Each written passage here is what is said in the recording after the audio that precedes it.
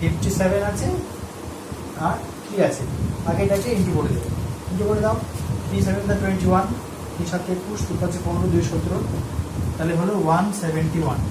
Into করার পরে এখানে তোমাকে তো পূর্ণ সংখ্যার সাথে পূর্ণ সংখ্যা নেই, এটা আছে ডেসিমাল নাম্বার, এটা আছে পূর্ণ সংখ্যা। এবার দশমিক সংখ্যা যখন তোমরা গুণ করবে, আগে দশমিক বাদ দিয়ে যে সংখ্যাগুলো আছে সবটাকে মাল্টিপ্লাই করে নেবে। মাল্টিপ্লাই করার পরে যেটা রেজাল্ট আসবে, এইবার প্রশ্ন হচ্ছে যে দশমিক সংখ্যাটা কোথায় বসবে। দশমিক সংখ্যা আদৌ বসবে কি বসবে না, জানি দশমিক সংখ্যা আছে, কত দশমিক বসবে, কোথায় বসবে। অনেকে করে কি 5 পয়েন্ট একটার পরে আছে, কীভাবে লেখে, কিন্তু তোমরা সবসময় বাম দিক থেকে দেখবে যে কতটা ঘরের পরে দশমিক সংখ্যা আছে। এটা ইউনিট প্লেস, 10 প্লেস, একটার পরে দশমিক আছে, আর কিছু নাই, তাহলে একটার পরে। তাহলে আমি যে রেজাল্টটা পাবো, মানে গুণ করে যেটা পাবো, মাল্টিপ্লাই করে যে অ্যান্সারটা পাবো, তার ঠিক ইউনিট ডিজিটের পরে, মানে একটার পরেই দশমিকটা যোগ করবে। এরপর এখানে হবে 17.1। ঠিক আছে, দশমিকটা দেখবে যে কোথায় আছে, তারপরে বসাবে। তো নেক্সট আরেকটা লিখি, 1.2 ইন্টু 0.05 এভাবে লিখতে পারি। তাহলে দেখো এখানে দুটো কিন্তু ডেসিমাল নাম্বার আছে, অর্থাৎ দশমিক ভগ্নাংশ। তাহলে দশমিক ভগ্নাংশের সাথে দশমিক ভগ্নাংশ, আমি বলেছি দশমিক বাদ দিয়ে যে সংখ্যাগুলো রইল সেগুলো ইন্টু করে দেবো। তাহলে এখানে দশমিক বাদ দিলে কি হয়, 12, আর নিচে 005, এই দুটো ইন্টু করে দেবো। সংখ্যার আগে 0 কোনো ভ্যালু নেই, 5 60, তাহলে এখানে অ্যান্সার হচ্ছে 60। এখন প্রশ্ন হচ্ছে যে আমি দশমিক সংখ্যাটা কোথায় বসাবো। আচ্ছা দেখো এখানে কি আছে, ইউনিট প্লেসে 2 এর পরে, মানে একটার পরে আছে। এখানে ইউনিট প্লেসে আছে 5, 10 প্লেসে 0, তারপরে আছে, তার মানে এখানে একটা ঘর আর এখানে দুটো ঘর, তাহলে মোট 3টে ঘরের পরে দশমিক সংখ্যা আমাকে এখানে বসাতে হবে। এবার আমি 6 0 দুটো সংখ্যা জানি, তাহলে 3টে ঘর কী করে পাবো। কোনো একটা সংখ্যা থাকে 7 0 অথবা 5 8, তাহলে এখানে কি দশমিক আছে কি নেই। যদি দশমিক সংখ্যা দেওয়া না থাকে, তাহলে ভাববে যে কোনো সংখ্যার লাস্টে, সব থেকে লাস্ট পয়েন্টে দশমিক থাকে। কেন, কারণ দশমিকের পরে সব 0 থাকে, এই জন্য দশমিক দেখা হয় না। এখানেও ঠিক ধরে নেবে যে 0 এর পরে দশমিক আছে, তাহলে এখান থেকে ঠিক আমাকে 3টে ঘর বাম দিকে সরতে হবে। তাহলে এখানে একটা ঘর, এখানে দুটো ঘর, এবার ঘর নেই বলে আমি 0 দিয়ে একটা ঘর নিই। তাহলে 1 2 3, 3টার পরে দশমিক, তার আগে শূন্য লিখবে না, লিখলে হবে, লিখলে হবে। তাহলে 0.060, এটা হচ্ছে 1.2 গুণ চিহ্ন 0.05 এর গুণফল। আচ্ছা আরেকটা লিখি, 1.2 ইন্টু 1.1 ইন্টু 0.03। তোমরা যে কোনো নাম্বার নিতে পারো, যে কোনো নাম্বার নিয়ে গুণ করতে পারো। আমি জাস্ট এখানে একটা কোশ্চেন কালেক্ট করেছিলাম, সেগুলি সলভ করছি। তোমরা যে কোনো নাম্বার গুণ করতে পারো। এখানে দেখো আমি বললাম প্রথমে দশমিক বাদ দিয়ে গুণ করে নেবে, তাহলে 12 11, আর এখানে 003, তাহলে এই 3টে গুণ করতে হবে। 12 কে 11 দিয়ে গুণ করে নাও, 12 12 2 3 1, 132। এবার এটাকে 003 দিয়ে 003 দিয়ে কিছু দরকার নাই, 6 9 396। দেখো প্রথমে 12 কে 11 দিয়ে গুণ করলাম, 132, 132 কে 3 দিয়ে 396। এবার দেখবো দশমিক কোথায় বসবে। দেখো এখানে কি আছে, একটার পর আছে, এখানে একটার পর দুটো, আর 1 2, তাহলে দুটো এখানে, তাহলে মোট 4টে ঘর পড়ে। তাহলে এখানে দশমিক থাকলে 1 2 3, আর একটা ঘর নিতে হবে, তার মানে 0 দশমিক, তাহলে দশমিক 09396। আশা করি বুঝতে পেরেছো দশমিক কোথায় বসাতে হবে। এরকম অনেক গুণ আছে, অ্যাসাইনমেন্টে দেওয়া থাকবে কিছুটা, তোমরা ওগুলো করবে। দুটো ভাগ করা যাক, 2.4 2.56 ডিভাইডেড বাই 10 যদি এরকম থাকে তাহলে কি করব? তার মানে 2.5610 অ্যাকচুয়ালি ভাগ করার নিয়মটা কি?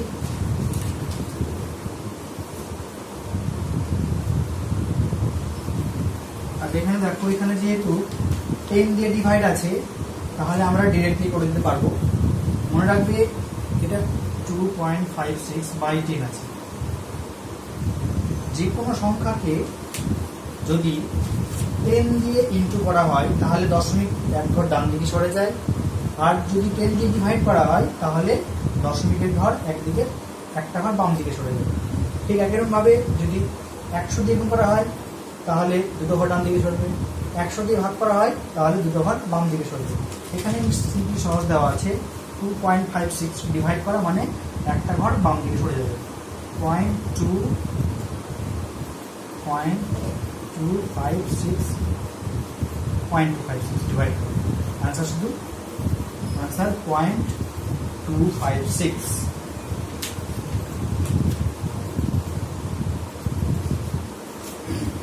এইবার মনে করে নাও আরেকটা সংখ্যা দেওয়া আছে 2.56, এটাকে দেওয়া আছে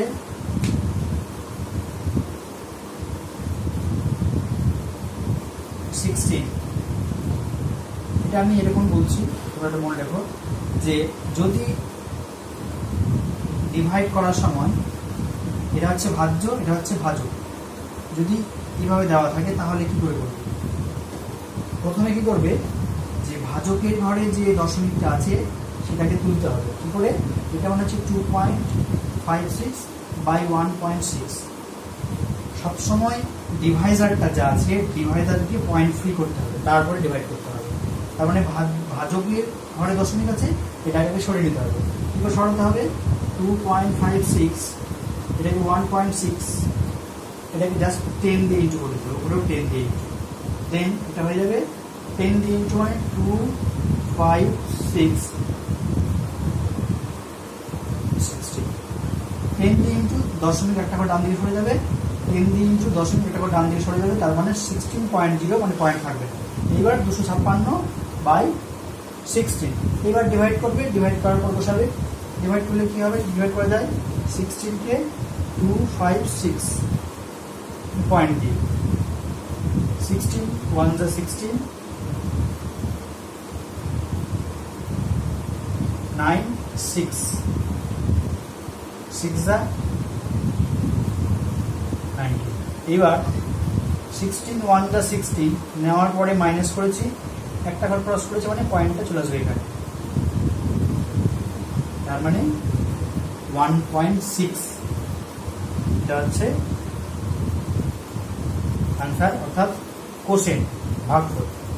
তার মানে একটা জিনিস বুঝলাম, যদি ভাজকের ঘরে দশমিক থাকে তাহলে সবসময় ডিভাইড করার আগে দশমিকটাকে আমাদের তুলে নিতে হবে। দশমিক তুলে নেওয়ার জন্য যা দিয়ে গুণ করতে হয় ঠিক একই সংখ্যা দিয়ে ভাজ্য এটাকে গুণ করতে হবে, তারপর ডিভাইড করতে হবে। এইভাবে অনেক ডিভাইড আছে, তোমরা করবে, ভাগগুলো করবে।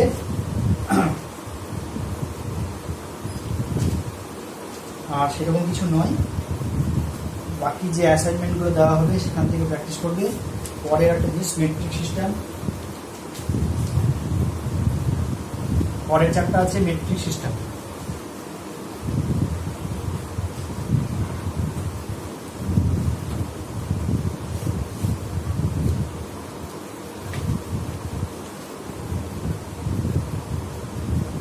Metric system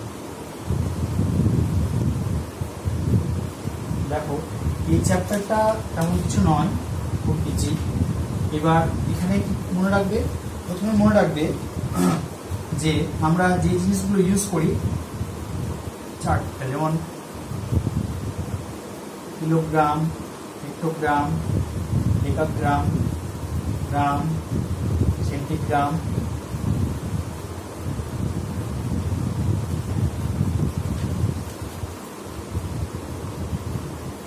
decigram, centigram, milligram. Kilogram, hectogram, decagram, gram, decigram, centigram, milligram. তোমরা জানো যে কোনো একটা নাম্বার, সাপোজ 5, 2, 9, 7, 8 গ্রাম দেওয়া আছে। তার মানে এই সংখ্যাটাকে যদি এখানে পুট করা যায় তাহলে কেমন হবে? গ্রাম 8, 7, 9, 2, 5, 5, 2, 9, 7, 8 গ্রাম। এইবার এই যে সংখ্যাটা, এটাকে যদি বলা হয় গ্রাম থেকে তুমি কিলোগ্রামে করো অথবা ডেসিগ্রামে করো বা সেন্টিগ্রামে করো, তাহলে চেঞ্জ করতে পারবে। আচ্ছা, গ্রাম থেকে তোমরা মনে রাখবে আগে যে কি করে চেঞ্জ করতে হয়। কিলোগ্রাম থেকে হেক্টোগ্রাম যদি আসতে হয় ইন্টু 10, হেক্টোগ্রাম থেকে ইন্টু 10, ইন্টু 10, 10, প্রত্যেকটা ঘরে ইন্টু 10 যদি আমি এই পথে যাই, মানে কিলোগ্রাম থেকে হেক্টোগ্রাম, হেক্টোগ্রাম থেকে ডেকাগ্রাম, ডেকাগ্রাম থেকে গ্রাম, ডেসিগ্রাম, সেন্টিগ্রাম, মিলিগ্রাম।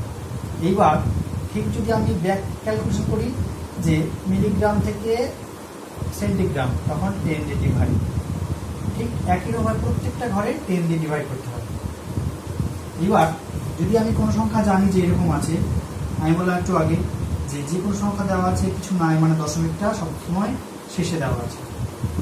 এবার এখানে গ্রাম আছে, তাহলে এই 5, 2, 9, 7, 8 গ্রাম, এটাকে যদি বলা হয় তুমি হেক্টোগ্রামে করো, তাহলে আমার গ্রামে এই কোশ্চেনে দেওয়া আছে গ্রাম, গ্রাম থেকে আমাকে আসতে হবে হেক্টোগ্রাম, মানে এই জায়গায় আসতে হবে।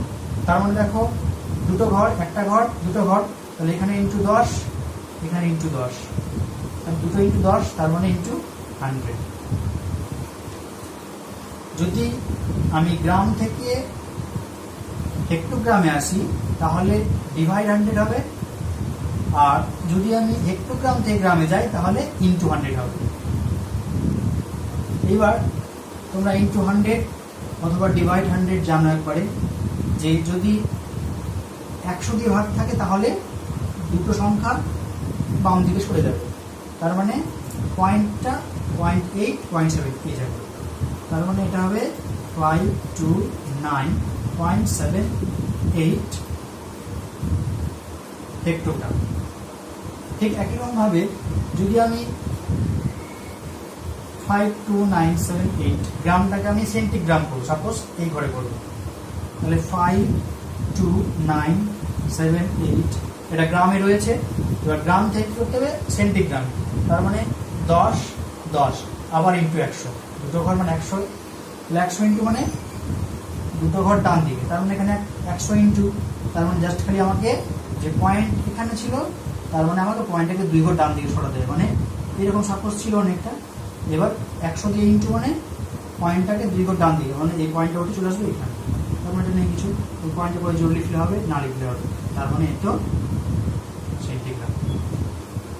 জাস্ট খালি তোমরা মনে রাখবে কিলোগ্রাম থেকে যদি আমি মিলিগ্রামে নিয়ে আসি তাহলে 10, 10, 10, 10, মানে যতটা ঘর আছে প্রত্যেকটা ঘর একটা করে শূন্য, মানে 10 ইন্টু ডান দিকে সরাতে হবে। আর ঠিক মিলিগ্রাম থেকে যখন এদিকে আসবে প্রত্যেকটা ঘরের জন্য 10 দিয়ে ডিভাইড। ঠিক একই প্রক্রিয়া তোমরা যখন এটা kilolitre, hectolitre, decalitre, litre, decilitre, centilitre, litre use করবে।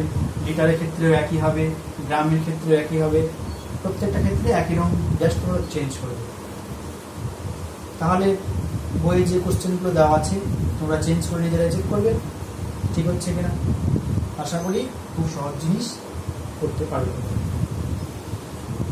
আচ্ছা, নেক্সট তাহলে চলে যাচ্ছি আমি ড্রয়িং, মূল যেটা ড্রয়িং শেখাটা।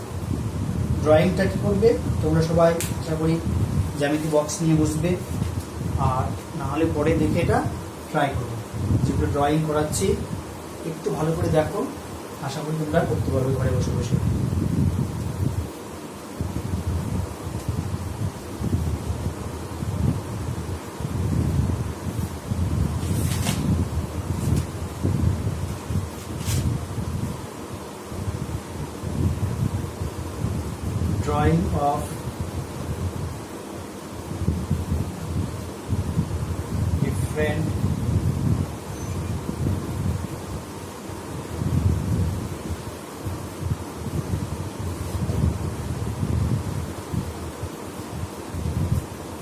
Drawing of different geometrical figure, construction বা কোনো কিছু ড্রয়িং করা।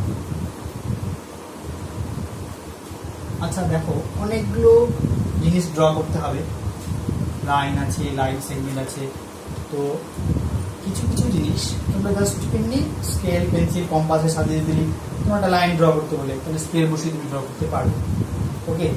কিন্তু কিছু কিছু জিনিস তোমাকে কম্পাস বা উইদাউট কম্পাস, কম্পাস লাগবে, বা উইদাউট প্রোটেক্টর, যেমন অ্যাঙ্গেল, যে কোনো অ্যাঙ্গেল ড্র করতে গেলে তোমাদের কি জানো, প্রোটেক্টর লাগে, চাঁদা লাগে।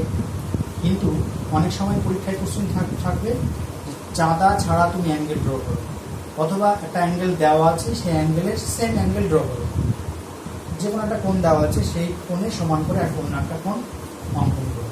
তখন কী করবো, ফার্স্ট প্রথমে যেটা আমরা করবো 1 নম্বর, এটা হচ্ছে perpendicular on a line, perpendicular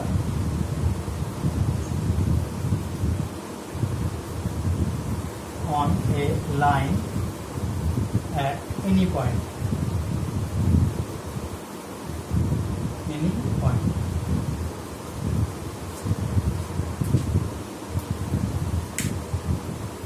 perpendicular on a line at any point বলছে একটা লাইন, সেই লাইনের যে কোনো পয়েন্টে আমি পারপেন্ডিকুলার ড্র করব। পারপেন্ডিকুলার মানে হচ্ছে লম্ব। পারপেন্ডিকুলার কাকে বলা হয়, যে কোনো একটা লাইন দেওয়া থাকবে, সেই লাইনে যদি আরেকটা স্ট্রেট লাইন, আরেকটা লাইন কি হয়, স্ট্যান্ড করে, এবং তার যদি অপোজিট অ্যাঙ্গেলগুলো কি হয়, ইকুয়াল হয়, দেন সেই লাইনটা হচ্ছে এই লাইনের উপরে পারপেন্ডিকুলার, অর্থাৎ লম্ব। এবং লম্ব হলে কি হবে, বোথ সাইড দুটোই 90 ডিগ্রি অ্যাঙ্গেল তৈরি করবে, রাইট অ্যাঙ্গেল। যাই তাহলে একটু মনে রাখবে যে লম্বটা কি জিনিস। লম্ব হচ্ছে একটা স্ট্রেট লাইনের উপরে আরেকটা স্ট্রেট লাইন যদি স্ট্যান্ড করে থাকে, এবং এভাবে স্ট্যান্ড করে যে তার বিপরীত প্রান্তে যে অ্যাঙ্গেলগুলো দুটো ইকুয়াল হবে, অর্থাৎ রাইট অ্যাঙ্গেল হবে, দেন এই লাইনটা এর উপরে পারপেন্ডিকুলার হবে। আমাকে জাস্ট বলছি একটা স্ট্রেট লাইন দেওয়া থাকবে, সেই স্ট্রেট লাইন, সাপোজ এটা স্ট্রেট লাইন দেওয়া আছে, এই লাইনের উপরে আমাকে কি করতে হবে, একটা যে কোনো পয়েন্টে পারপেন্ডিকুলার ড্র করতে হবে, কিন্তু কনস্ট্রাকশন, ড্রয়িং। সাপোজ এটা একটা স্ট্রেট লাইন, এই স্ট্রেট লাইনের পি পয়েন্টে আমাকে লম্ব ড্র করতে হবে। তাহলে কি করে করবে, খুব সহজ। দেখো, প্রথমে তোমরা কম্পাস নিবে, কম্পাসের মধ্যে রুলটাকে, পেন্সিলটাকে কি করবে, টাইট করে একটু লাগিয়ে দেবে। লাগিয়ে নেওয়ার পরে জাস্ট কম্পাসের যে সেন্টারটা, সাপোজ এটা যদি কম্পাস হয়, সেন্টারটাকে এখানে বুক করবে, এখানে, এবং এখানে বসিয়ে যে কোনো একটা দৈর্ঘ্যের আর্ক নেবে, যে কোনো চাপ, এখান থেকে বসিয়ে যে কোনো একটা চাপ নিলাম, এখানে বসিয়ে যে কোনো চাপ নেবে।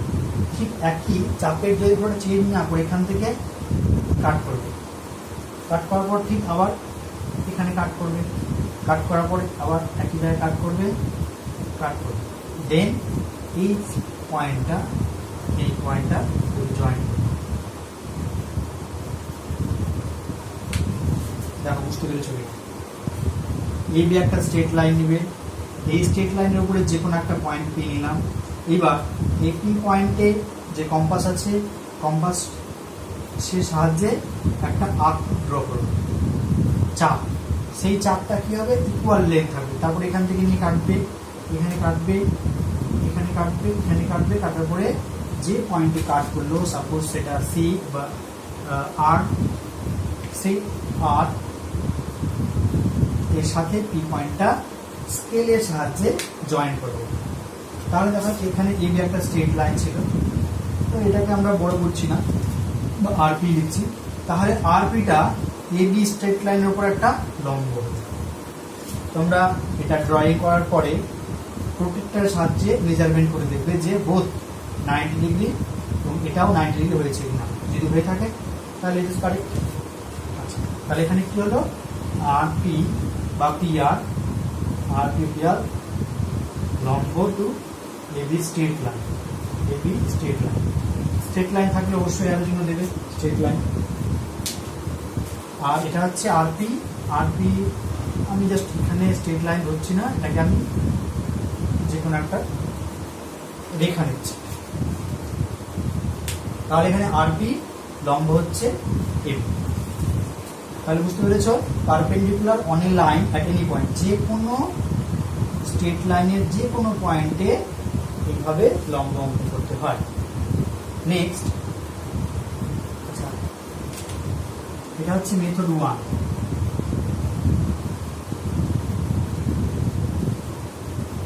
মেথড 2 রয়েছে।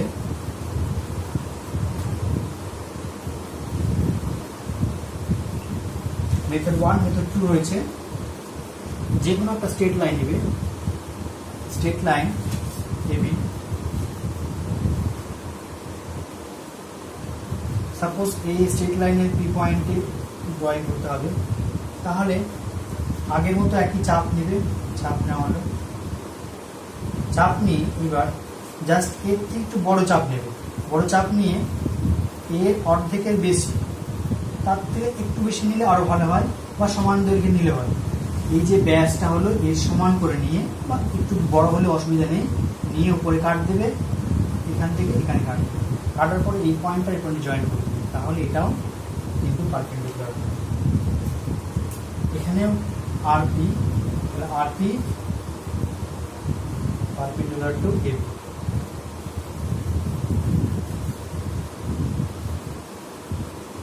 এবি স্ট্রেট লাইনের উপরে যে কোনো পয়েন্ট পিতে একটা আর্ক নেবে। আর্ক নেওয়ার পরে সেই আর্কের যে ব্যাসটা তার থেকে একটু বড় করে নিয়ে এখান থেকে নিয়ে এখানে কাটবে, এখান থেকে নিয়ে এখানে কাটবে, কাটার পরে জয়েন করবে। তাহলে যে রেজাল্টটা পাওয়া যাবে আরপি, সেই আরপিটা হচ্ছে এবি স্ট্রেট লাইনের উপরে লম্ব। এটাকে তোমরা লম্ব ড্রয়িং করার পরে চেক করে নেবে। আচ্ছা, এই দুটোর মধ্যে তোমরা বেশি এটাকে ফলো করবে, হ্যাঁ, কারণ এটা সবসময় অলওয়েজ ইউজ হয়। অতএব এটাকে চেষ্টা করবে। এই দুটো ছাড়া আর একটা আছে, সেটা তোমাদের ক্লাস 9 অথবা 10 আছে, ওটা আমি একটু জাস্ট তোমাদেরকে বলে দিচ্ছি, হ্যাঁ, শুনে রাখো।